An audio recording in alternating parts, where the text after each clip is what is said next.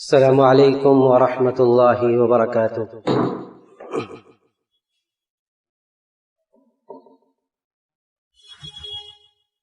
الحمد للہ نحمده ونستعینه ونستغفره ونؤمن به ونتوکل علیہ ونعوذ باللہ من شرور انفسنا ومن سیئات اعمالنا، من يهده الله فلا مضل له ومن يضلله فلا هادي له،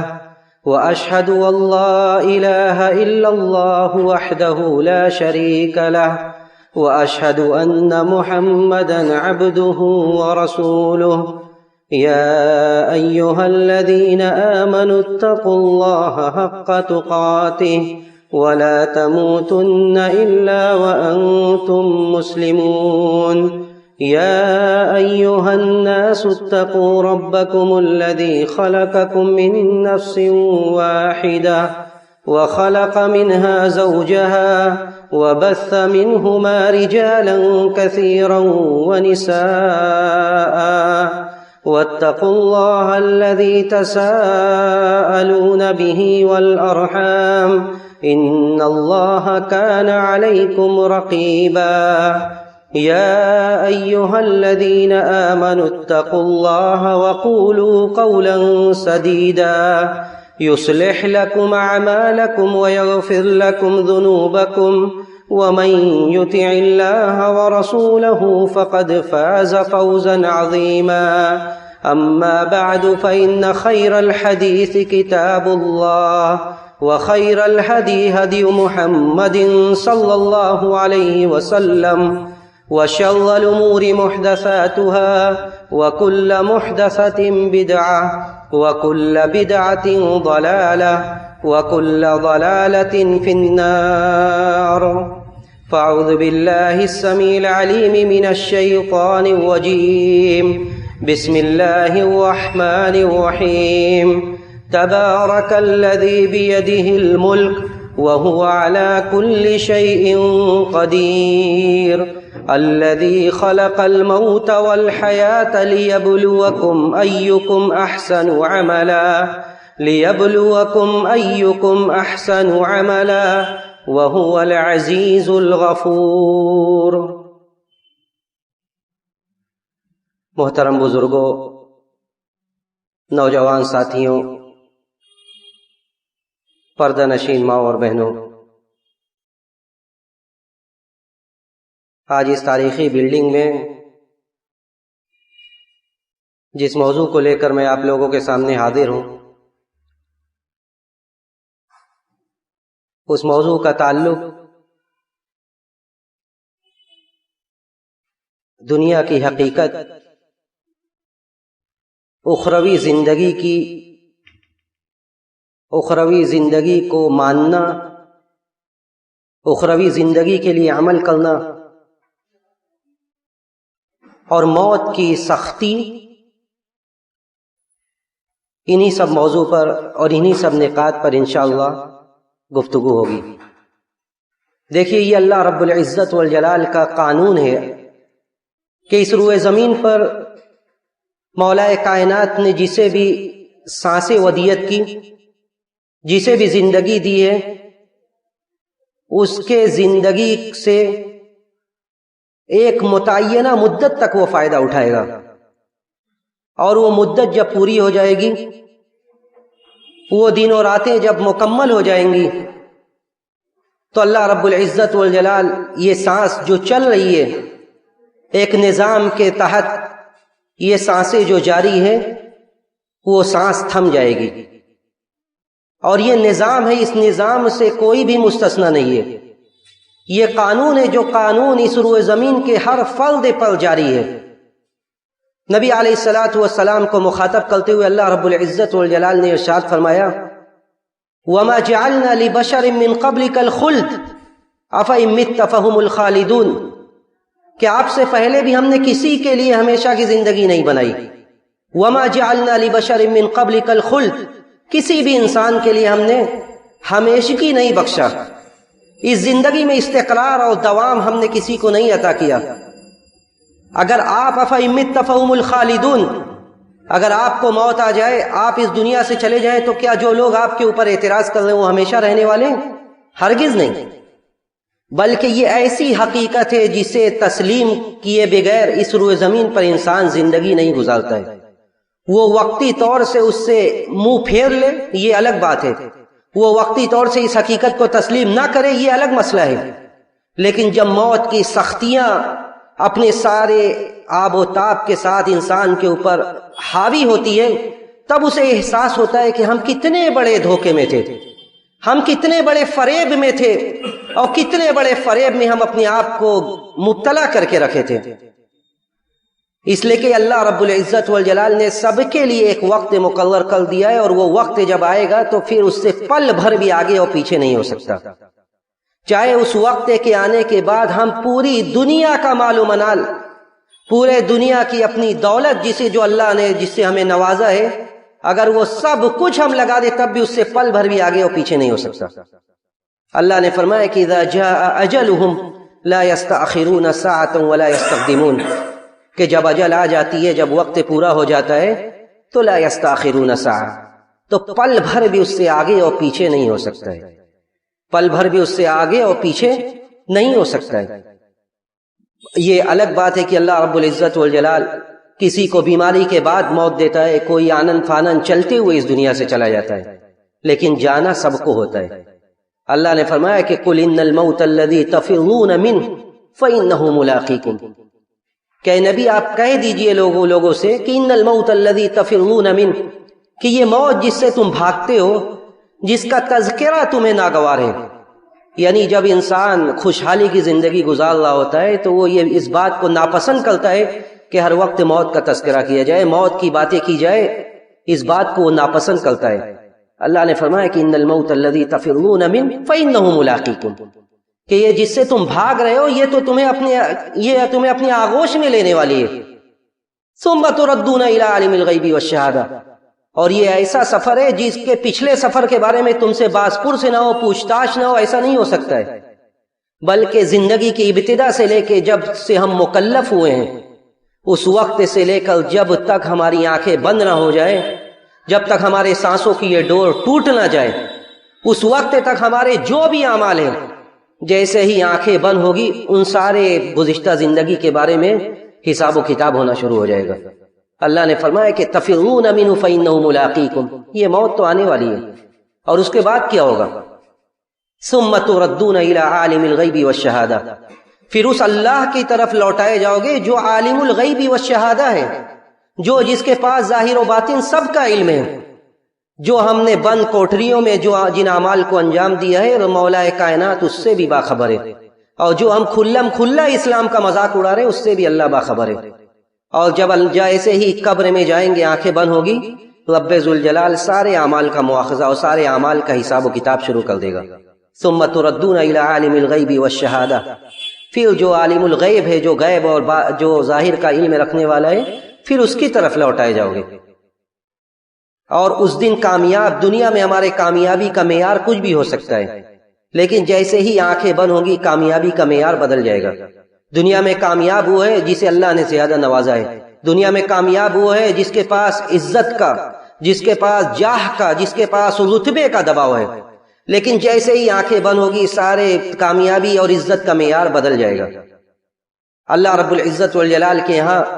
کامیاب اسے سمجھا جائے گا جو جہنم کے عذاب سے اپنے آپ کو بچا لے۔ اللہ نے فرمایا کہ فمن زحزح عن النار وادخل الجنة فقد فاز وما الحیاۃ الدنیا الا متاع الغرور، کہ جو فمن زحزح عن النار، جو جہنم سے بچا لیا جائے، جس کا عمل ایسا ہو جس کے عمل کی وجہ سے اللہ رب العزت والجلال اسے جہنم سے بچا لے، وادخل الجنہ، اور جنت میں اسے داخل کر دیا جائے، فقد فاز، صحیح معنوں میں یہی کامیاب ہے، صحیح معنوں میں یہی کامیاب ہے۔ وما الحیاۃ الدنیا الا متاع الغرور، اور اللہ رب العزت والجلال نے موت کی آیات کو ختم کیا، موت کے بارے میں بیان کیا جا رہا ہے کہ موت سب کو آنے والی ہے، جہاں بھی رہو وہاں موت آئے گی، اور اس کو ختم کیا جا رہا ہے وما الحیاۃ الدنیا الا متاع الغرور، کہ یہ دنیاوی زندگی سوائے دھوکے کے سامان کے کچھ نہیں ہے، یعنی اس بات کی طرف اشارہ کیا جا رہا ہے کہ آدمی موت سے غافل ہوتا ہے، موت کا تذکرہ نہیں کرتا ہے. کیوں؟ وہ اسی لیے موت کا تذکرہ نہیں کرتا ہے، وہ اسی لیے ان باتوں کو ذکر نہیں کرتا کیونکہ دنیا میں اس کا دل ایسا لگا ہوا ہے جس دنیا کو وہ چھوڑنا نہیں چاہ رہا ہے، جس دنیا سے وہ اب غافل نہیں ہونا چاہ رہا ہے. اللہ نے فرمایا کہ یہ سوائے دھوکے کے سامان کے کچھ نہیں ہے. وَمَا الْحَيَاةُ الدُّنْيَا إِلَّا مَتَاعُ الْغُرُورِ. یہ دھوکے کا سامان ہے. یہ کیسا دھوکہ ہے، یہ کیسا فریب ہے جس میں ہم پڑے ہوئے ہیں کہ آدمی کہا جاتا ہے کہ یعنی اچھا بھلا انسان کب اس کی آنکھیں بند ہو جائے کسی کو پتہ نہیں ہے.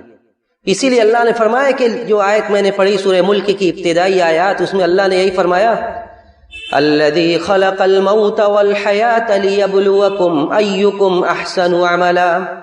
کہ اللہ کی ذات وہ ہے جس نے موت و حیات کو پیدا کیا ہے لیبلوکم، تاکہ آزمائے کہ کون زیادہ بہتر عمل کرتا ہے. یہ ایسا امتحان ہے جس کے بارے میں پتہ ہی نہیں ہے کہ کب یہ امتحان کا وقت ختم ہو جائے.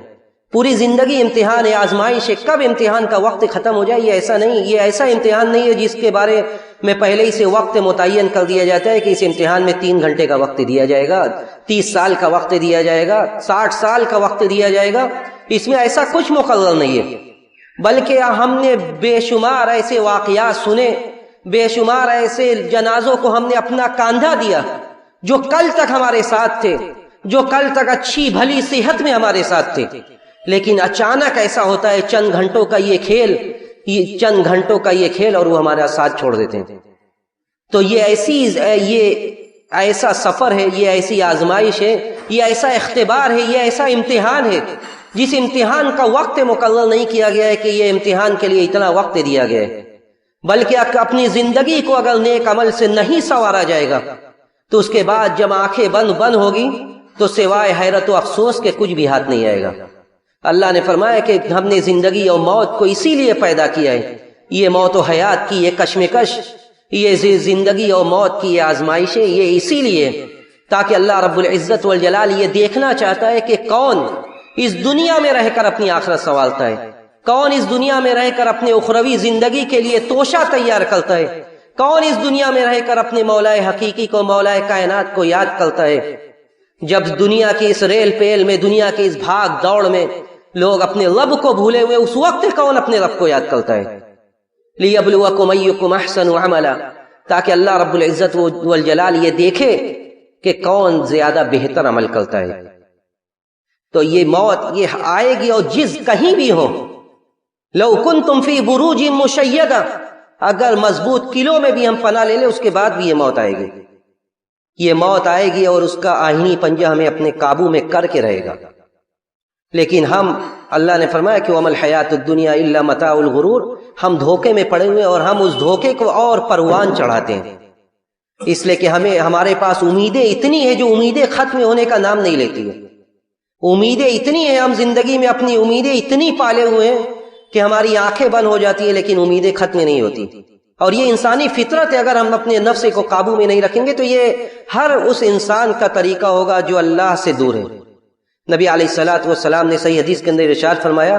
کہ لا یزال قلب الکبیر شابا، آدمی بوڑھا ہو جاتا ہے، ایسا نہیں کہ بوڑھا ہونے کے بعد اس کی خواہشات یا بوڑھا ہو جانے کے بعد اس کی آرزویں کم ہو جاتی ہیں. نبی علیہ الصلوۃ والسلام نے صحیح بخاری کے الفاظ ہیں، آپ نے فرمایا کہ لا یزال قلب الکبیر شابا فی اثنتین، دو چیزوں میں ایک بوڑھے کا بھی دل جوان ہوتا ہے، حب الدنیا وطول العمل، آدمی بوڑھا ہو جاتا ہے لیکن دنیا سے محبت، لمبی امیدیں باندھنے میں وہ جوان ہوتا ہے. وہ سوچتا رہتا ہے کچھ اور کما لیں، کچھ اور دنیا میں مزہ لے لیں. ایسا نہیں ہوتا ہے کہ وہ نہیں چاہتا ہے، وہ بھی چاہتا ہے. لیکن عقل مند شخص وہ ہے القیس من دان نفسہ وعمل لما بعد الموت. عقل مند وہ نہیں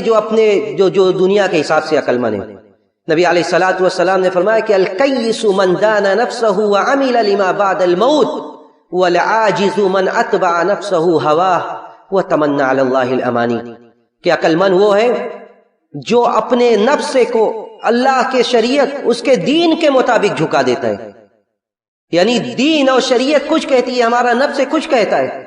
لیکن ایک مسلمان اور ایک مومن ہونے کا تقاضا یہ کہ ہم اپنے خواہشات کو دین کے مطابق، اسلام کے مطابق ڈھال دیں، ورنہ دنیا تو ایسے ہے، دنیا تو ایسی ہے جو ہر طرف سے خواہشات جس میں پھیلی ہوئی ہے، دنیا کی ہر طرف سے آزمائشیں آ رہی ہے۔ اگر ہم اپنے نفس کو دین کے مطابق، شریعت کے مطابق نہیں ڈھالیں گے تو سوائے خسارہ کے، سوائے نقصان کے کچھ نہیں ہے۔ تو عقل مند شخص وہ ہے جو اپنے نفس کو اللہ کے دین کے مطابق ڈھال دے۔ وَالْعَاجِزُ مَنْ اتَّبَعَ نَفْسَهُ هَوَاهَا، اور عاجز ہے وہ شخص جو اپنے نفس کے مطابق چل رہا ہے، جو اپنے خواہشات کے مطابق زندگی گزار رہا ہے۔ وَتَمَنَّى عَلَى اللَّهِ الْأَمَانِي، اور اس کے بعد اللہ پر امیدیں باندھ رہا ہے۔ یعنی یہ آج ہمارا المیہ ہے، ہماری مصیبت یہ ہے کہ ہم جو بھی کرتے ہیں اس کے بعد ہماری امیدیں یہ ہوتی ہے کہ اللہ رب العزت والجلال بڑا غفور الرحیم ہے، اللہ رب العزت والجلال معاف کرنے والا ہے۔ لیکن ہم قرآن کی دوسری ساری آیات کو بھلا دیتے ہیں کہ مولا کائنات معاف کرنے والا ہے، لیکن وہی اللہ نے یہ بھی کہا ہے کہ وَاعْلَمُوا أَنَّ اللَّهَ شَدِيدُ الْعِقَابِ، یہ یقین رکھو، اس پر عقیدہ اور ایمان رکھو کہ اللہ کا عذاب بہت سخت ہے، اس پر عقیدہ اور ایمان رکھو کہ اللہ کا عذاب بہت سخت ہے۔ تو ہم ایک طرفہ زندگی گزارتے ہیں، ہم اللہ سے رجا اور امید تو خوب رکھتے ہیں، لیکن جو خوف کی آیات ہیں، جو عذاب کے واقعات ہیں، جو عذاب کی آیات ہیں، ہم اس کو بھلا دیتے ہیں۔ تو اللہ نے فرمایا کہ وَاعْلَمُوا أَنَّ اللَّهَ شَدِيدُ الْعِقَابِ، یہ بھی جان رکھو کہ اللہ کا عذاب بہت سخت ہے۔ تو عاجز ہے وہ شخص جو اپنی خواہشات کے مطابق زندگی گزار رہا ہے اور اس کے بعد وہ اللہ پر آرزوئیں باندھ رہا ہے کہ اللہ تعالیٰ بہت معاف کرنے والا ہے، اللہ تعالیٰ بہت معاف کرنے والا ہے، ہمارے جو بھی کرتوت ہے اللہ معاف کر دے گا۔ تو یہ موت، یہ ہم سے بہت جانے والا چلا جاتا ہے، لیکن وہ جاتے جاتے بہت سارے پیغام دے کر جاتا ہے۔ اگر ہم ان پیغام میں غور کریں تو ہم اپنے زندگی کے مسار کو، زندگی کے راستے کو ہم صحیح کر سکتے ہیں۔ سب سے پہلے اس کے موت کا وقت دیکھیے، موت کی کیفیت دیکھیے کہ انسان جو زندگی بھر اپنے ظاہری جسمانی ساختے پر مغرور ہوتا ہے، اپنے جسمانی حیت پر وہ مغرور ہوتا ہے، دھوکے میں ہوتا ہے، اس کی حالت کیا ہوتی ہے؟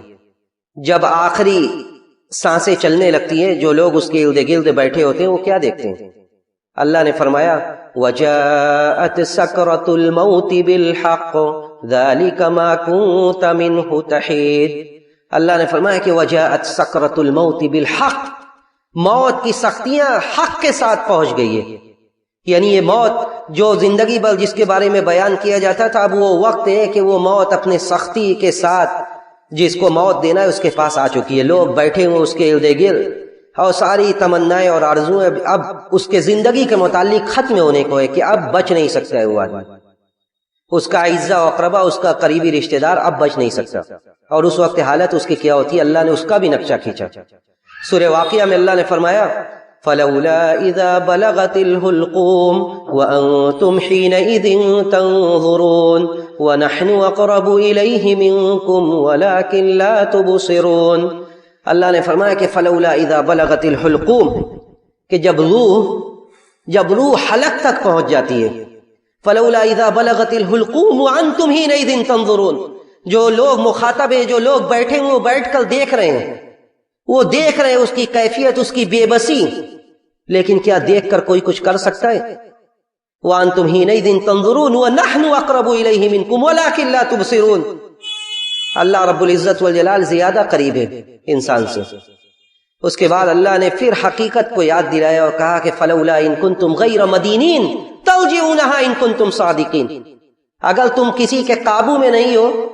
اگر تم کسی کے قابو میں نہیں ہو تو جو روح حلق تک پہنچ گئی ہے اس روح کو لوٹا دو، کچھ دن اور زندگی گزار لو۔ کیا ایسا ہو سکتا ہے؟ فَلَوْلَا إِن كُنْتُمْ غَيْرَ مَدِينِينَ تَرْجِعُونَهَا إِن كُنْتُمْ صَادِقِينَ، کہ جب روح حلق تک پہنچ جاتی ہے تو کیا ہم ساری دنیا اس کے پیچھے جھونک دیں، ساری دنیا کے مال و دولت لگا دیں، کیا وہ روح، کیا وہ وقت کچھ آگے بڑھ سکتا ہے، کچھ آگے اور پیچھے ہو سکتا ہے؟ ہرگز نہیں۔ سورہ قیامہ میں اللہ نے فرمایا کہ کلا اذا بلغت التراقی وقیل من راق وظن انه الفراق والتفت الساق بالساق الى ربک یومئذ المساق، وہاں بھی اللہ نے یہی نقشہ کھینچا کہ جب پنڈلیاں پنڈلیوں سے مل جاتی ہیں، جب آخری وقت آ جاتا ہے، جب روح نکلنے کا وقت ہوتا ہے، جب لوگ نا امید ہو جاتے ہیں تو کہتے ہیں وقیل من راق، کوئی جھاڑ پھونک کرنے والا ہے، کوئی رقیہ کرنے والا ہے، کوئی دم کرنے والا ہے کہ وہ دم کر دے میت کی جو اس دنیا سے جا رہا ہے اس کی کچھ تکلیف کم ہو جائے۔ وقیل من راق، وظن انہ الفراق، اور یہ بھی سمجھ لیا جاتا ہے کہ اب یہ جدائی کا وقت ہے، اب یہ جدائی کا وقت ہے۔ تو اللہ رب العزت والجلال نے اس بے بسی کا بھی نقشہ کھینچا، اور اس موت کے اس شدت میں، سکرات الموت کی اس کیفیت میں سارے لوگ برابر ہیں، سب لوگوں کو اس کیفیت سے دوچار ہونا ہے۔ ہم سب کے نبی صلی اللہ علیہ وسلم کا آخری وقت کس طرح گزرا؟ حضرت عائشہ رضی اللہ تعالیٰ عنہ کہتی ہیں کہ نبی علیہ الصلوۃ والسلام کی آخری سانسیں چل رہی ہے، اور آپ میری گردن اور میرے سینے کے درمیان آپ کا چہرہ تھا، آپ کی آخری سانسیں چل رہی ہے، آپ بار بار اپنی زبان مبارک سے یہی الفاظ ادا کر رہے ہیں کہ لا الہ الا اللہ، لا الہ الا اللہ، ان للموت سکرات، لا الہ الا اللہ ان للموت سکرات، کہ اللہ کے علاوہ کوئی حقیقی معبود نہیں، اللہ کے علاوہ کوئی حقیقی معبود نہیں، موت کی بڑی سختیاں ہیں، موت کی بڑی سختیاں ہیں۔ اور یہ کون کہہ رہا ہے؟ یہ کون کہہ رہا ہے؟ یہ ہم سب کے نبی، جس کی اگلی اور پچھلی ساری گناہیں معاف ہیں، اور وہ نبی کہہ رہے ہیں کہ ان للموت سکرات، موت کی بہت زیادہ سختیاں ہیں۔ اس کے بعد حضرت عائشہ رضی اللہ تعالیٰ عنہ کہتی ہیں کہ پیالہ میں پانی رکھا ہوا ہے آپ کے سامنے، آپ اپنا ہاتھ ڈالتے ہیں اور ہاتھ میں پانی لگاتے ہیں، اور لگا کر اپنے چہرے کو پوچھتے ہیں، اور بار بار یہی کہتے ہیں کہ ان للموت سکرات، اللہم بالرفیق الاعلی، اللہم بالرفیق الاعلی، یہاں تک کہ اسی جملے کے ساتھ آپ کی روح پرواز کر جاتی ہے، آپ کی روح پرواز کر جاتی ہے۔ یہ کس کی کیفیت ہے؟ یہ نبی علیہ الصلوۃ والسلام کے آخری وقت کی کیفیت ہے۔ صحابہ کرام جنہوں نے نبی کے ساتھ زندگی گزاری، ان کے آخری وقت کی کیا حالت تھی؟ حضرت ابو ہریرہ رضی اللہ تعالیٰ عنہ، جن کے بارے میں آپ نے بے شمار سنا ہے، اور آپ نے یہ بھی سنا ہے کہ سب سے زیادہ حدیث روایت کرنے والے وہ یہی ابو ہریرہ رضی اللہ تعالیٰ عنہ، جنہوں نے اپنی زندگی نبی کے حدیث کے لیے وقف کر دی تھی، گھر بار چھوڑ کر مسجد نبوی کے چبوترے کو اپنا گھر بنا لیا تھا، اور نبی کے ساتھ ہمیشہ لگے رہتے تھے، نبی سے بے شمار حدیثیں روایت کیا، جو آج تک اور تا قیامت جب تک قال اللہ و قال الرسول کی صدائیں رہیں گی، اس وقت ابو ہریرہ کا تذکرہ ہوتا رہے گا۔ لیکن ابو ہریرہ رضی اللہ تعالیٰ عنہ کا جب آخری وقت آتا ہے، ابو ہریرہ رونے لگتے ہیں، لوگ ان سے پوچھتے ہیں کہ تب کی انت، آپ رو رہے ہیں؟ یعنی آپ صحابی رسول، نبی علیہ الصلوۃ والسلام کی صحبت آپ کو ملی، آپ رو رہے ہیں؟ تو ابو ہریرہ رضی اللہ تعالیٰ عنہ کیا کہتے ہیں؟ ابو ہریرہ رضی اللہ تعالیٰ عنہ کہتے ہیں کہ میں اس بات سے رو رہا ہوں کہ مجھے اس بات کا علم نہیں ہے کہ میرے ساتھ معاملہ کیا ہوگا، اور میں اس بات سے رو رہا ہوں کہ یہ سفر جو اب آنکھیں بند ہونے کے بعد، سانسوں کی ڈول جب ٹوٹ جائے گی، اس کے بعد جو سفر شروع ہونے والا ہے، یہ سفر بہت لمبا ہے، یہ سفر بہت لمبا ہے، اور جو زیادہ سفر ہے، جو توشہ ہے، جو سفر کی جو تیاری ہے، وہ بہت ہی مختصر ہے، جو سفر کا جو زاد ہے، جو سفر کے لیے ہم نے جو تیار کیا ہے، وہ بہت تھوڑا ہے۔ یہ کون کہہ رہا ہے؟ یہ ابو ہریرہ رضی اللہ تعالیٰ عنہ کہہ رہے ہیں، جنہوں نے اپنی پوری زندگی دین کے لیے، جس نے اپنی پوری زندگی اسلام کے لیے وقف کر دی تھی۔ تو ہما شما کی کیا حال ہے جن کے زندگی دنیا طلبی میں، شب و روز دنیا طلبی میں اور دنیا کو کمانے میں، دنیا کو حاصل کرنے میں گزر رہی ہے۔ ابو دردہ رضی اللہ تعالیٰ عنہ کا آخری وقت آتا ہے، ابو دردہ رضی اللہ تعالیٰ عنہ سے لوگ یہی پوچھتے ہیں کہ آپ رو رہے ہیں؟ وہ کہتے ہیں میں رو رہا ہوں اس بات پر کہ مجھے کچھ بھی علم نہیں ہے کہ میرے ساتھ آنکھ بند ہونے کے بعد کیا ہوگا، اور یہ کہنے والے صحابی رسول ہیں۔ حضرت انس رضی اللہ تعالیٰ عنہ، حضرت انس کہتے تھے لوگوں سے کہ اگر تمہیں 2 دن اور 2 راتوں کے بارے میں پتہ لگ جائے، خبر لگ جائے، تو تمہارے دنیا کے باقی دن اور باقی راتیں یہ صحیح گزرنے لگے۔ پہلا وہ دن جس دن تمہاری آنکھیں بند ہوگی، وہ دن جس دن تمہیں موت واقع ہو جائے، اس دن کے بارے میں اگر تم سوچو تو تم سوچ کر اپنے باقی دنوں کو اچھے طرح دین اور شریعت کے مطابق گزارو۔ اور دوسرا وہ دن جس دن قیامت برپا ہوگی، اور 2 راتوں کے بارے میں اگر تم سوچ لو تو تمہیں اپنی راتیں اچھی نہ لگے، اگر 2 راتوں کے بارے میں تم سوچ لو تو تمہیں اپنے نرم و نازک بستر اچھے نہ لگے۔ پہلی وہ رات جس رات میت کو دفن کرنے کے بعد قبر میں پہلی رات ہوتی ہے، قبر میں تدفین کے بعد پہلی رات ہوتی ہے، جب اس کے اعزاء و اقربا اس تاریک جگہ پر اسے دفن کر کے آتے ہیں۔ تو حضرت انس کہتے تھے کہ اگر اس پہلی رات کے بارے میں تم سوچ لو تو تمہیں اپنی راتیں اچھی نہ لگے، اور دوسری وہ رات جس رات کی صبح قیامت لے کر آئے گی، یعنی جس رات یہ دنیا کی آخری رات ہوگی اور جس کے بعد یہ سارے نظام درہم برہم ہو جائیں گے اور قیامت برپا ہو جائے گی۔ تو حضرت انس لوگوں سے کہتے تھے کہ اگر 2 رات کے بارے میں تم غور کرنے لگو تو تمہیں دنیا کی یہ راتیں اور یہ نرم و نازک بستر تمہیں اچھے نہ لگے۔ یہ کہنے والے کون؟ یہ وہ حضرت انس تھے جنہوں نے اپنی پوری زندگی نبی علیہ الصلوۃ والسلام کی خدمت میں، نبی علیہ الصلوۃ والسلام کے صحبت میں گزار دی۔ تو یہ موت یہ ہم سے بہت ساری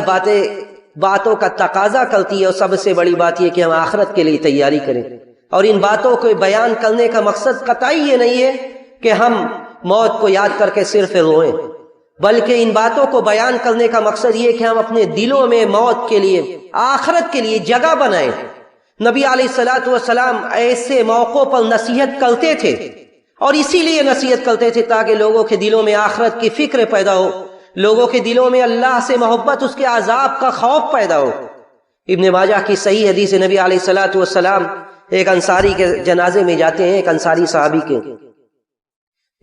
صحابی کے جنازے میں جاتے ہیں، ابھی قبر کی کھدائی جاری ہے۔ صحابہ اکرام جب دیکھتے ہیں اللہ کے رسول صلی اللہ علیہ وسلم کی طرف تو نبی علیہ الصلوۃ والسلام رو رہے ہوتے ہیں۔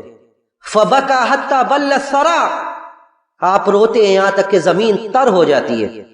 اس کے بعد صحابہ اکرام کی طرف مخاطب ہوتے ہیں نبی علیہ الصلوۃ والسلام، اور کہتے ہیں کہ یا اخوانی اعدوا لمثل هذا اليوم، یا اخوانی اعدوا لمثل هذا اليوم، آج جسے کاندھوں پر لے کر تم آئے ہو، کل ہو سکتا ہے، اور کل یہ حتمی اور لازمی بات ہے کہ ایک دن وہ بھی آئے گا، ایک دن وہ بھی آئے گا جب لوگ آپ کو کاندھوں پر لے کر آئیں گے، ایک دن وہ بھی آئے گا جب لوگوں کے کاندھوں پر آپ آئیں گے اس جگہ پر۔ تو اخوانی اعدوا لمثل هذا اليوم، اس دن کے لیے تیاری کرو، یہ دن سب کے اوپر باتاری ہوگا، اس دن کا سامنا سب کو کرنا ہے، اس دن کا سامنا، کہ اس دن جب لوگ ساری دنیا والے جو آپ کے قریبی سے قریبی اعزاء و اقربا ہے وہ آپ کو لے آئیں گے اور لا کر یہاں اسی جگہ پر آپ کو دفن کر دیں گے، اسی مٹی کے نیچے آپ کو دفن کر دیں گے، جہاں آپ نے دنیا میں جو کچھ کیا ہے آپ کے سارے اعمال کا حساب ہوگا، لیکن آپ کے ساتھ جائے گا کوئی بھی نہیں، آپ کے ساتھ آپ کی انسیت کے لیے کوئی نہیں جائے گا، چاہے وہ آپ کی اولاد ہو، بیوی ہو، بچے ہوں، کوئی نہیں جائے گا، بلکہ وہاں پہ آپ کے ساتھ آپ کا وہی عمل ہوگا جو آپ زندگی میں کرتے تھے۔ نبی علیہ الصلوۃ والسلام نے صحیح حدیث کے اندر یہ بھی ارشاد فرمایا کہ یتبع المیت ثلاث، کہ میت کے ساتھ 3 چیزیں جاتی ہے، اہلہ ومالہ وعملہ فیرجع اثنان ویبقى واحد، کہ 3 چیزیں میت کے ساتھ جاتی ہے، اہلہ ومالہ، اس کے اہل و عیال، اس کی اولاد، اس کے قرابت دار، یہ سب لوگ میت کے ساتھ جاتے ہیں، قبرستان تک کاندھا دیتے ہیں، اس کو اچھے کفنوں میں ملبوس کر دفن کرتے ہیں، اپنا کام پورا کر دیتے ہیں۔ وہ مال، اس کے مال کا آخری کام یہ ہوتا ہے کہ اس کے مال سے اسے کفن دے دیا جاتا ہے۔ اس کے بعد فیرجع اثنان، اور یہ دونوں چیزیں واپس لوٹ آتی ہے، یعنی جو اس کا مال ہے وہ بھی اس کا سارا مال اس کے گھر میں رہ جاتا ہے، اور اس کے جو اہل و عیال ہیں وہ بھی لوٹ جاتے ہیں۔ وَيَبْقَى وَاحِدٌ، اور ایک چیز اس کے ساتھ رہ جاتی ہے، جو چیز ساتھ رہ جاتی ہے وہ وہی عمل ہوتا ہے جس میں ہم زندگی میں کوتاہی کرتے تھے، وہ وہی عمل ہوتا ہے جس سے ہم زندگی میں کوتاہی کرتے تھے۔ تو نبی علیہ الصلوۃ والسلام نے کہا کہ جب 2 چیزیں لوٹ جاتی ہے اس کا عمل باقی بچتا ہے، اور اسی عمل کے بنیاد پر آگے کی زندگی کا فیصلہ اللہ رب العزت والجلال کرتا ہے۔ اور ایک اور بے بسی کا اندازہ کیجئے کہ جب انسان کو دفن کیا جاتا ہے اور لوگ لوٹنے لگتے ہیں تو اللہ رب العزت والجلال کی جانب سے اسے سنایا جاتا ہے، میت جسے دفن کیا جاتا ہے وہ اپنے اعزاء و اقربا اور جو لوگ اس کے جنازے میں شرکت کے لیے گئے ان لوگوں کے لوٹنے کی آواز کو وہ سنتا ہے، یعنی ان کی حدیث کے الفاظ ہے کہ وہ ان کے جوتوں کی آواز کو سنتا ہے۔ قبر میں دفن ہے لیکن اللہ رب العزت والجلال کی جانب سے وہ ان کے جوتوں کی آواز کو سنتا ہے اور دیکھتا ہے کہ یہ اس میں سے بہت سارے وہ لوگ ہیں جن کے لیے اس نے اپنی پوری زندگی لگا دی داؤ پر. لوگ بہت سارے غلط کام کرنے کے لیے اس لیے آمادہ ہوتے ہیں کہ ان کی اولاد انہیں مجبور کرتی ہے، گھر والے مجبور کرتے ہیں. لیکن اللہ کے لیے اپنی حالات پر غور کیجئے کہ اگر دین اور شریعت کے مخالف کوئی آپ کو دعوت دے، دین اور شریعت کے کام کے خلاف کوئی آپ کو دعوت دے، تو ایسی رشتہ داری، ایسی دوستی یاری اور ایسے تعلقات یہ اللہ کے یہاں قطعی طور سے قابل برداشت نہیں ہے. ایسے تعلقات اور ایسی دوستی یاری اور ایسے رشتہ داری جو آپ کو دین اور شریعت سے دور کر دے، ایسے تعلقات اللہ کے ہاں کسی بھی وقات کے حامل نہیں ہے. اس لیے کہ جیسے ہی آنکھیں بند ہوں گی سارے قرابت دار، سارے رشتہ دار، سارے دوست یار سب پلٹ جائیں گے. فَيَرْجِعُ اثْنَانُ وَيَبْقَى وَاحِدٌ، اور آپ کا عمل اس قبر میں، اس تنہائی میں آپ کا عمل آپ کے ساتھ ہوگا. اگر آپ نے اللہ کے لیے، اس کے دین کے لیے، اس کی شریعت کے لیے زندگی گزاری ہے تو اللہ رب العزت والجلال کی جانب سے جب فرشتے آئیں گے آپ سے سوال کیا جائے گا آپ کا رب کون ہے، دین کیا ہے، رسول کیا ہے، شریعت کیا ہے. جب آپ دین کے مطابق زندگی گزاریں گے تب آپ جواب دیں گے. لیکن اگر آپ نے دنیا میں دین کو نظر انداز کیا ہے، دین پر دنیا کو ترجیح دیے، تو سوائے ہا لا ادری، حیرت و افسوس میں آپ کی زبان سے یہی جملہ نکلے گا کہ حیرت و افسوس ہے، مجھے پتہ ہی نہیں ہے کہ دین کیا ہے. حیرت و افسوس ہے کہ مجھے پتہ ہی نہیں ہے دین کیا ہے، شریعت کیا ہے، میرا رب کون ہے، کس دین کو لے کر نبی علیہ الصلوۃ والسلام آئے تھے، مجھے پتہ ہی نہیں ہے. تو سب لوٹ جائیں گے، ہمارا عمل باقی رہے گا. اس لیے ہم اپنے عمل کی طرف نظر کیجئے، اپنے عمل کی طرف نظر کیجئے، اپنے عمل کو بہتر بنانے کے لیے کوشش کیجئے. اور اس کے بعد اس لیے کہ اسی کے مطابق فیصلہ ہوگا. اللہ رب العزت والجلال جب سوال کا جواب صحیح دیا جائے گا تو اللہ رب العزت والجلال کہے گا فَافْرِشُوهُ مِنَ الْجَنَّةِ، جنت کا بچھونا اس کے لیے بھی بچھا دو. وَافْسَحُوا لَهُ فِي قَبْرِهِ، قبر کو حد نگاہ پوشے، اس کے لیے کشادہ کر دو. لیکن اگر سوال کا جواب صحیح نہیں دیا جائے گا تو اس کے بعد کہا جائے گا کہ اس کے لیے جہنم کا بچھونا بچھا دو. اور آج سے ہی، ابھی قیامت برپا نہیں ہوئی لیکن اسی سوال و جواب کے بعد سے ہی اس کے لیے اس کی قبر میں جہنم کی ہوائیں آنا شروع ہو جائے گا، اور جہنم کا عذاب اسے دکھایا جائے گا کہ ابھی جو عذاب مل رہا ہے وہ تو ایک ٹریلر ہے. آگے جب جہنم میں، جب اپنے جزا و سزا کے بعد، جب حساب و کتاب کے بعد جب جہنم میں جاؤ گے تو جہنم کا عذاب ایسا ہوگا. تو اسی لیے اللہ نے فرمایا کہ اللہ رب العزت والجلال دنیا سے آنکھیں بند ہونے کے ساتھ ساتھ ہی دونوں کے اکرام میں بھی فرق کر دیتا ہے. ایک آدمی نیک ہے اور ایک آدمی بد ہے، چاہے نیک کی دنیا میں کوئی حیثیت نہ ہو، لیکن آنکھ بند ہوتے ہی اللہ کے یہاں اس کی حیثیت اور اس کا وقار شروع ہو جاتا ہے. جو نیک ہوتے ہیں ان سے کہا جاتا ہے روح کے نکلتے وقت یا ایتھا النفس المطمئنہ ارجعی الی ربک راضیۃ مرضیہ، اے وہ نفس جو زندگی میں اپنے دین پر اور اللہ کی شریعت پر مطمئن تھے، ارجعی الی ربک، اپنے رب کی طرف لوٹ جاؤ، راضیۃ مرضیہ، اس حال میں کہ تم اللہ سے راضی اور اللہ تم سے راضی ہے. لیکن جو بد ہیں،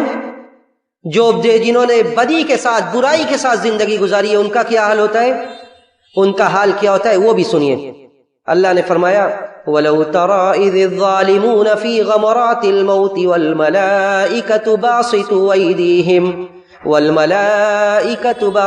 أَيْدِيهِمْ الْيَوْمَ تُجْزَوْنَ عَذَابَ الْهُونِ بِمَا كُنتُمْ تَعْمَلُونَ.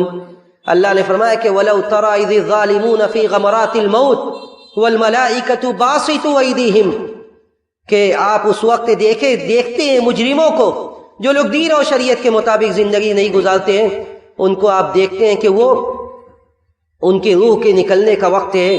فرشتے ان سے کہتے ہیں کہ اخرجوا انفسکم، نکالو روح اپنی، الیوم تجزون عذاب الہون، آج ہی سے،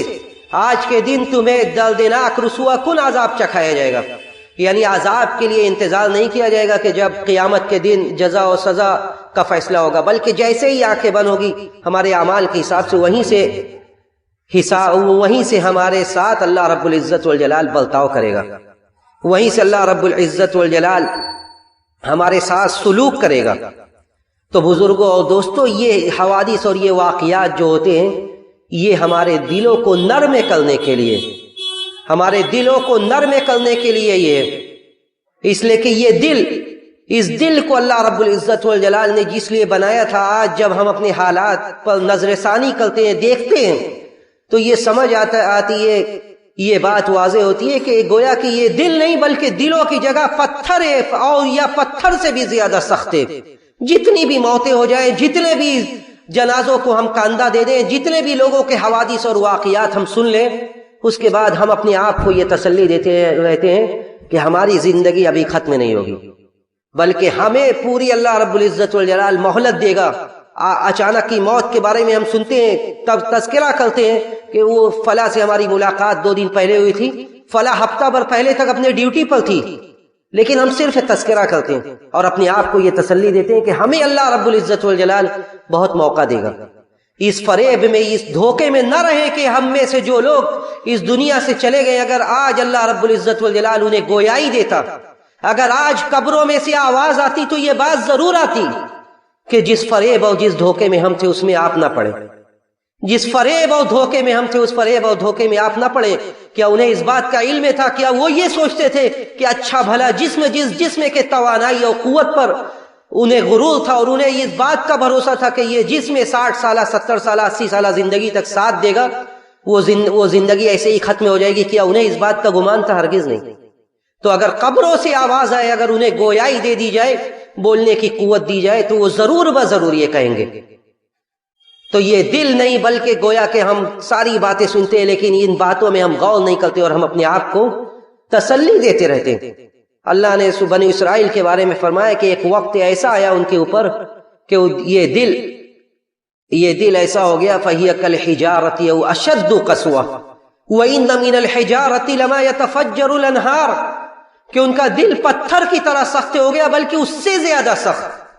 پتھروں میں سے تو بعض ایسے بھی ہیں جن سے نہریں جاری ہیں۔ وَإِنَّ مِنْهَا لَمَا يَحْبِطُ مِنْ خَشْيَةِ اللَّهِ، بعض پتھر تو ایسے ہیں جو اللہ کے خوف سے جھک گئے،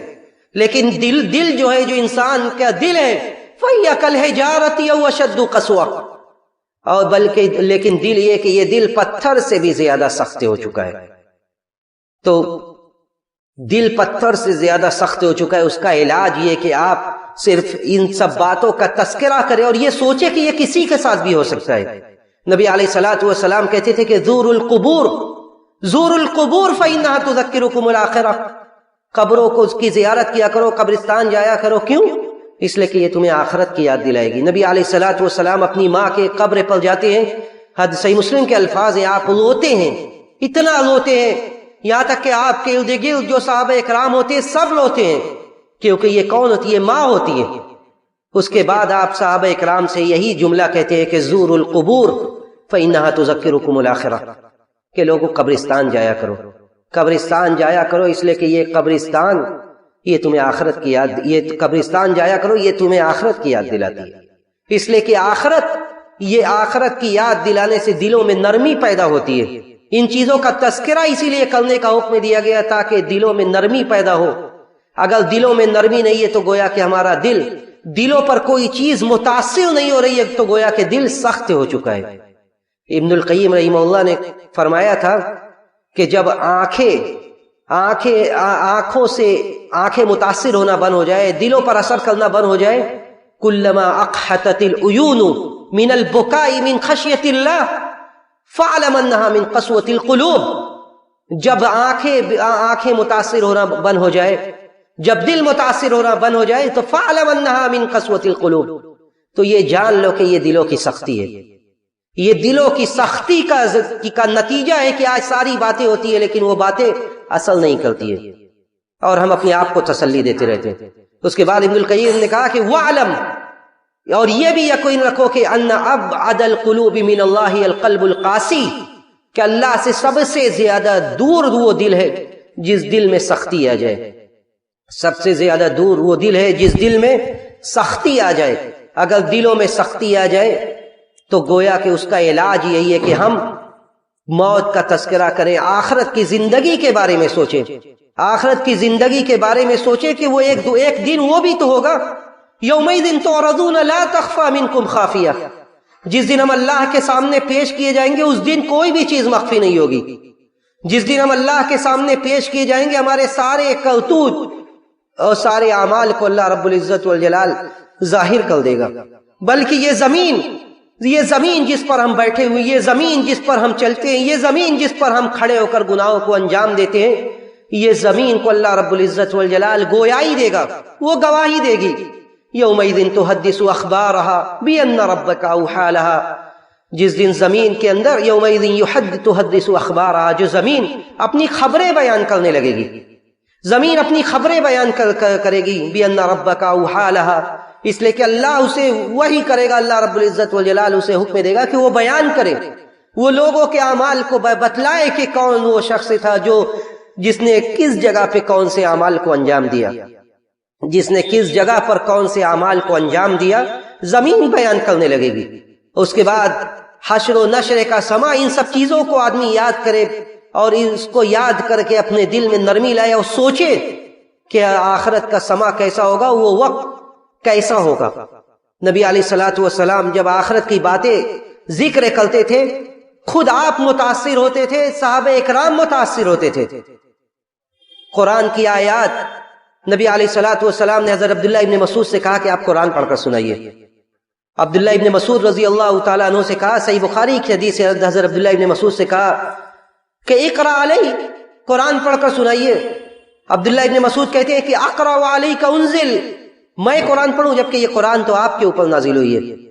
نبی علیہ الصلوۃ والسلام کہتے ہیں کہ انی احب ان اسمع من غیری، میں یہ چاہتا ہوں کہ میں اپنے علاوہ کسی اور سے قرآن سنوں. حضرت عبداللہ ابن مسعود جو حدیث کے راوی ہیں کہتے ہیں کہ میں قرآن پڑھنا شروع کرتا ہوں اور میں سورہ نساء کی اس آیت پر پہنچتا ہوں، فَكَيْفَ إِذَا جِئْنَا مِن كُلِّ أُمَّةٍ بِشَهِيدٍ وَجِئْنَا بِكَ عَلَى هَؤُلَاءِ شَهِيدًا. اس وقت حالت کیا ہوگی؟ فَكَيْفَ إِذَا جِئْنَا مِن كُلِّ أُمَّةٍ بِشَهِيدٍ، جب ہم ہر قوم سے، ہر امت سے ایک گواہ لے کر آئیں گے. وَجِئْنَا بِكَ عَلَى هَؤُلَاءِ شَهِيدًا، اور اے نبی ہم سارے لوگوں پر آپ کو گواہ بنائیں گے. کہتے ہیں کہ حضرت عبداللہ ابن مسعود کہ یہ آیت پڑھتا ہوں میں، اور اس کے بعد میری جب نبی علیہ الصلوۃ والسلام کہتے ہیں کہ حسبک حسبک، کافی، اب بس کرو. کہتے ہیں کہ جب میں سر اٹھاتا ہوں تو میں دیکھتا ہوں کہ فَإِذَا عَيْنَاهُ تَذْرِفَانِ، آپ کی آنکھیں بہہ رہی ہوتی ہیں، آنسو جاری ہوتے ہیں. نبی علیہ الصلوۃ والسلام اس آیت میں ہے کیا ایسا؟ اس منظر کے، اس وقت کی منظر کشی کی گئی ہے کہ ساری قومیں ہوں گی، ساری امتیں ہوں گی، اول سے لے کر آخر تک سارے انبیاء ہوں گے، ان کی قومیں ہوں گی. حشر و نشر کا سما ہوگا اور اس کے بعد سارے نبیوں کو حاضر کیا جائے گا، سارے نبیوں پر نبی علیہ الصلوۃ والسلام کو گواہ بنایا جائے گا. لوگ پسینوں میں شرابور ہوں گے اپنے اعمال کے حساب سے. نبی علیہ الصلوۃ والسلام ان سارے منظر کو یاد کرتی ہیں اور آپ کی آنکھیں بہہ پڑتی ہیں، آپ کی آنکھیں بہہ پڑتی ہے کہ حضرت ابوبکر صدیق رضی اللہ تعالیٰ عنہ کہتے ہیں کہ اے نبی آپ بوڑھے ہو گئے. نبی علیہ الصلوۃ والسلام سے کہتے ہیں کہ آپ بوڑھے ہو گئے، آپ پر بڑھاپے کے آثار ظاہر ہو گئے، کیا وجہ ہے؟ کہتے ہیں ابوبکر رضی اللہ تعالیٰ عنہ سے مخاطب ہو کر نبی علیہ الصلوۃ والسلام کہ ثیبتنی ہود واخواتها، کہ سورہ ہود اور ان جیسی صورتوں نے مجھے بوڑھا کر دیا. سورہ ہود اور ان جیسی صورتوں نے مجھے بوڑھا کر دیا. جب آخرت کا ذکر کیا جاتا تھا، جب اس نظام کے درہم برہم ہونے کا تذکرہ کیا جاتا تھا، دوسری حدیث میں یہ بھی ذکر کیا گیا کہ اما یتساءلون اذا السماء انفطرت اذا الشمس کورت. جب ان چیزوں کا تذکرہ کیا جاتا تھا، ان سب چیزوں کے ذکر نے مجھے بوڑھا کر دیا. کیا ہے ان صورتوں میں؟ کیا ان صورتوں میں جو ان پر اثر کرتا تھا آج ہمارے دلوں پر اثر نہیں کرتا؟ اذا السماء انفطرت، یاد کرو اس وقت کو جب آسمان پھٹ جائے گا. اذا الشمس کورت، جب سورج کو لپیٹ دیا جائے گا. آج چند وقت کے لیے سورج میں گرہن لگتا ہے تو چرند و پرند پریشان ہو جاتے ہیں، اپنا رخ کو پھیر لیتے ہیں. لیکن آج جو ہمارے دلوں پر گرہن لگ گیا ہے، اس دلوں کے گرہن کو کیسے دور کیا جائے؟ کہتے ہیں کہ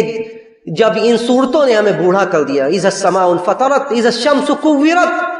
کہتے ہیں حضرت عبداللہ ابن عباس کے سورہ نبا کی جب یہ آیت نازل ہوئی کہ لابثین فیہا احقابا لا یذوقون فیہا بردا ولا شرابا، مدتوں تک مجرمین اس جہنم میں ٹھہرے رہیں گے